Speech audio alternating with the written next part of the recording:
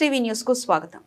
Anantapuram paradise junction hall నందు United joint action committee యూజేఏసీ ఆధ్వర్యంలో సమాజంలో ప్రతి ఒక్కరికి ఓటుపై అవగాహన కల్పించేందుకు ఓటర్ లిస్టులో తప్పుల సవరణ మరియు వెరిఫికేషన్ ఎస్ఐఆర్ ప్రక్రియపై ప్రత్యేక అవగాహన సదస్సు నిర్వహించడం జరిగింది.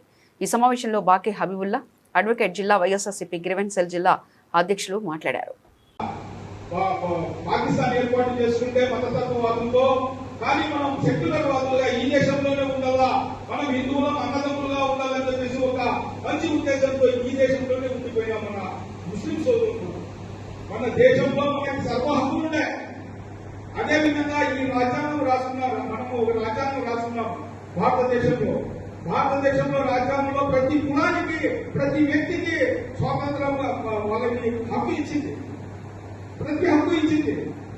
ఏ హక్కులు అంటే దాంట్లో ముఖ్యమైనది 326 ఆర్టికల్ 326 ప్రకారం మనకు ఓటు హక్కు ఇచ్చింది.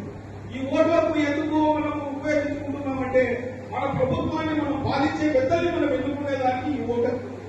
కానీ ఇన్ని దినాలు మనం ఈ ఓటు హక్కు గురించి సీరియస్ గా ఎవరు ఆలోచించలేదు. ఇంతవరకు ఎందుకు ఆలోచిస్తున్నామంటే 2014లో ఈ భారతదేశంలో వచ్చిన మతోన్మాదులు శక్తులు పునాదులుగా అదేవిధంగా భారతదేశాన్ని పాలించే వ్యక్తులుగా ఈ రాజ్యంలో వచ్చేసి వాళ్ళకి ఏం లేదు, ఈ దేశంలో హిందూ ముస్లిం అనేది ఒక పెట్టేస్తే వారికి రాజ్యంలో ఉండవచ్చు, వాళ్ళు అదేవిధంగా వాళ్ళు ఇది ఇంకా ఒక 50-60 ఏళ్ళు పాలించవచ్చని చెప్పేసి వాళ్ళు నిర్ణయించుకొని ఫస్ట్ గా మందిర్ మంచిదని ఏర్పాటు చేశారు.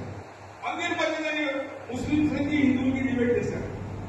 మందిర్ వచ్చింది, మసీద్ వెళ్ళిపోయింది. నెక్స్ట్ ఇప్పుడు మసీద్ ప్రోగ్రాం లేదు, మసీద్ ప్రాబ్లం లేదు. ఇప్పుడు హిందూ ముస్లిం అని పెట్టారు. ప్రతి మీటింగ్ లోనూ బీజేపీ వాళ్ళు కానివ్వండి, ఆర్ఎస్ఎస్ వాళ్ళు కానివ్వండి, విశ్వ హిందూ పరిషత్ వాళ్ళు కానివ్వండి, ఒకటే మాట్లాడతారు, హిందూ ముస్లిం అంటారు. వాళ్ళ భావన ఏమంటే భవిష్యత్తులో హిందూ ఉండి ముస్లిం తీసేవారు.